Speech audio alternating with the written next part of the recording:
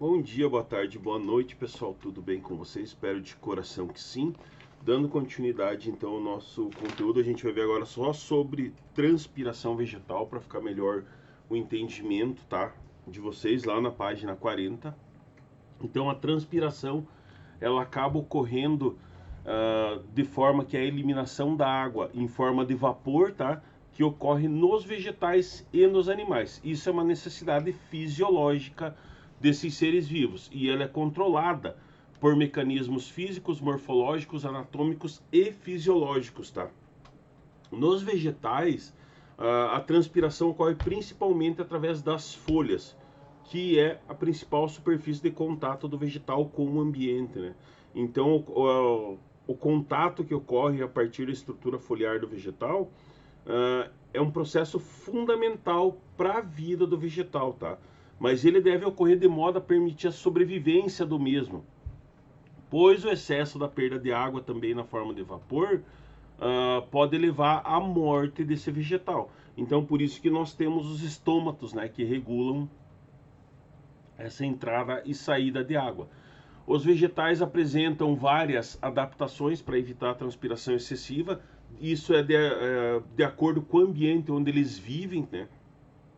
E a organização do corpo do vegetal, ela está relacionada diretamente com o processo, com o fenômeno de transpiração. O número de folhas, a superfície foliar são fatores que determinam um maior ou menor taxa de transpiração pelo vegetal. Então você tem todos esses fatores que vão agir no vegetal para que você tenha uma menor taxa de transpiração ou uma maior taxa de transpiração, tá? Por exemplo, assim, quando você pega os cactos eles apresentam estruturas. Então, os cactos eles têm essas estruturas que são transformadas, né? Eles não possuem espinhos verdadeiros, são acúlios, são folhas modificadas que se modificaram evolutivamente para que esse vegetal conseguisse suportar essas regiões com baixa quantidade de recurso hídrico, e essas folhas foram transformadas nesses acúlios, tá? Justamente para evitar essa grande transpiração desses vegetais no meio onde eles vivem. Então ele não tem folhas, né? A fotossíntese dele ocorre através do caule, que é suculento. Um caule de um cactus, ele é um caule bem adaptado para guardar grandes quantidades de água. E essa adaptação se deu com essa necessidade, com a necessidade evolutiva de adaptação ao terreno onde eles vivem, né? Então ele é adaptado para reservar a água, e ele pode se entumecer, né, se encher de água ou se contrair convenientemente.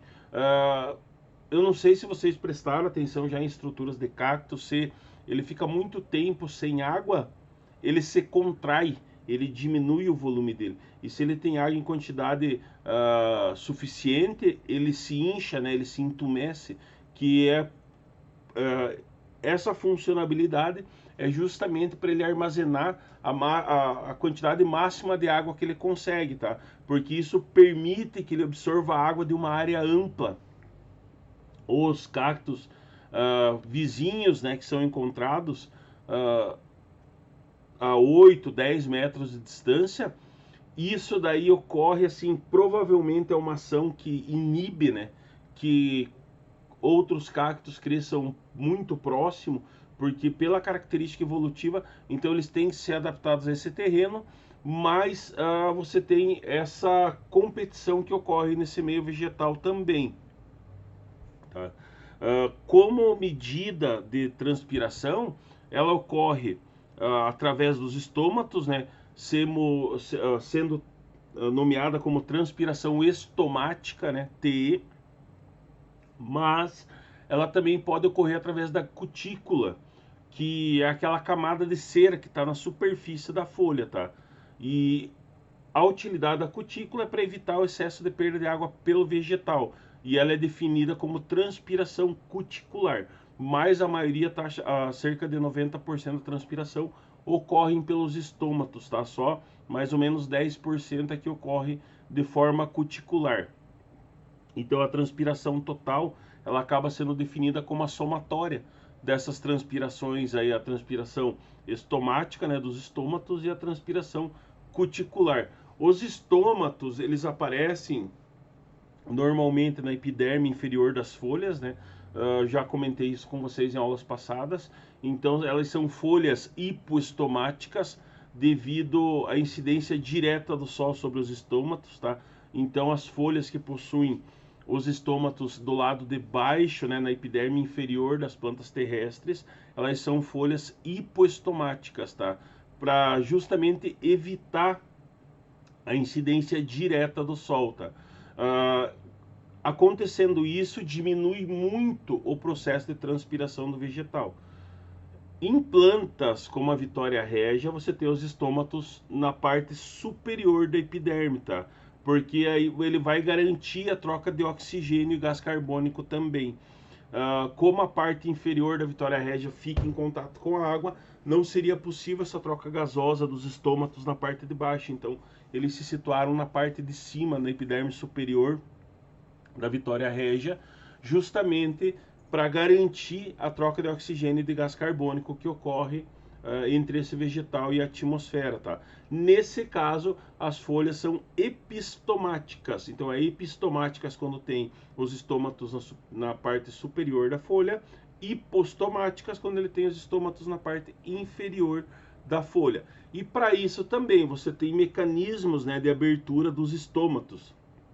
Através da abertura e fechamento, ele vai controlar a taxa de respiração. Então, ele responde a fatores, disponibilidade de água, luz, temperatura, umidade relativa do ar. São todos fatores que alteram a abertura e o fechamento dos estômatos. Até tinha comentado com vocês já que esses fatores são diretamente ligados, né? Porque se você tem um clima muito quente, uma baixa umidade do ar, os estômatos ficam muito fechados. Se você tem mais água disponível, uma umidade alta e uma temperatura mais amena, os estômatos ficam mais abertos, tá? Eles se fecham e se abrem por movimentos hidroativos, então são controlados pela disponibilidade de água no vegetal. Quando as células estomáticas ganham água das suas células vizinhas, lembra se elas guardam as plaquinhas crivadas que tem os furinhos, a água passa por osmose. Então, quando ele ganha água das suas células vizinhas, né, as células anexas, a parede delgada da célula estomática ela vai sofrer uma distensão, tá?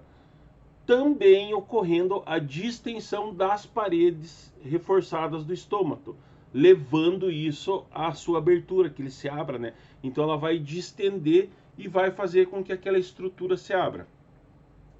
Quando ocorre ao contrário, as paredes delgadas dos estômatos sofrem um relaxamento. E esse relaxamento faz com que a estrutura feche, tá? Então ele funciona bem dessa forma. Quando ocorre a distensão, que ele vai se encher de água, ele vai fazer com que a estrutura do estômago se abra.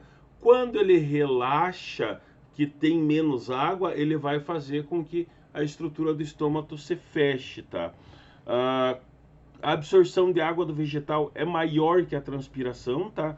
Quando a absorção de água pelo vegetal, que você tem uma disponibilidade de água muito grande, é maior do que a transpiração, os estômatos ficam abertos meio um tempo maior, tá? Porque aí a planta não necessita de tanta água assim também, então ela libera a transpiração mais de uma maneira mais aberta, né? Mais solta para o meio. Se a transpiração é maior que o suprimento hídrico, tá?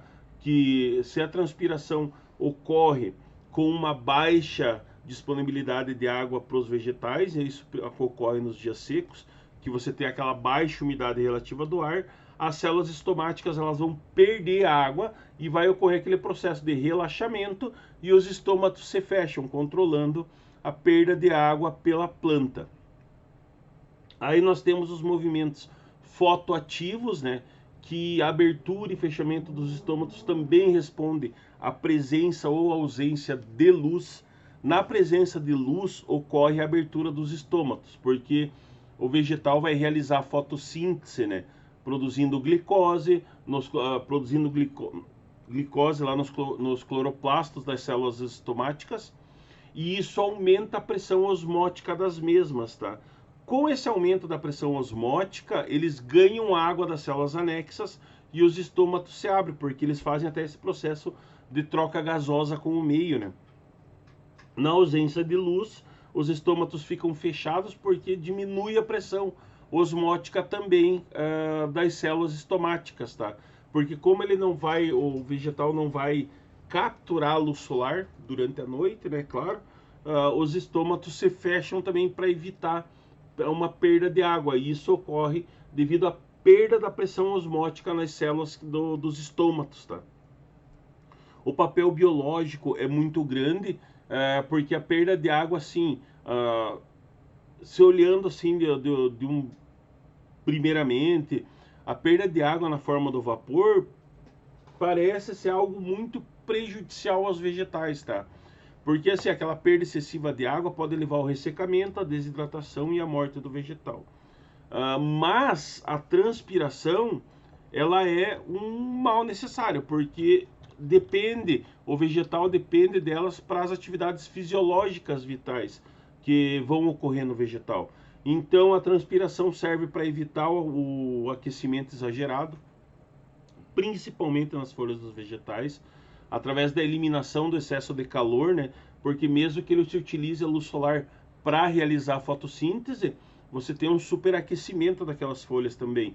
Então a transpiração faz com que ocorra um refrescamento das células e da folha, tá? Evitando que ela aqueça. Ocorre mais ou menos da mesma forma no nosso tecido epitelial, que quando está muito calor, os nossos poros do tecido epitelial se abrem mais, liberando gotículas de água, né, para que a pele seja resfriada.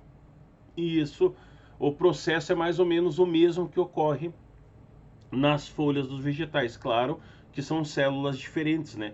Lá no vegetal quem é responsável são os estômatos e na nossa pele é o tecido epitelial que é responsável por essa abertura. Outro processo que é bem colocado é a ascensão da seiva bruta ou inorgânica, né? A minha água e sais minerais que a planta pegou lá na raiz e está levando para o resto da planta. Com a transpiração, é mantida uma coluna de água e sais minerais dentro do corpo do vegetal. Isso que vem das raízes até as folhas, tá?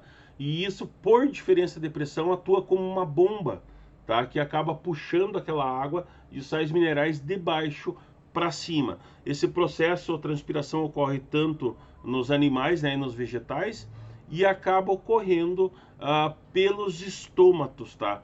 A taxa de transpiração é comandada pelos mecanismos fotoativos e hidroativos, que são uma somatória da transpiração estomática e da transpiração cutânea. E não esquece assim que ele atua diretamente no processo de bombeamento da substância bruta, né, da seiva bruta, que é cheia, rica em água e sais minerais para poder nutrir o vegetal, tá, pessoal? Segue o material em anexo aí para vocês. A gente vai ver fotossíntese separada, a reação da fotossíntese separada, acho melhor para vocês visualizar, né, o processo. Fiquem bem, um grande abraço e até a próxima aula.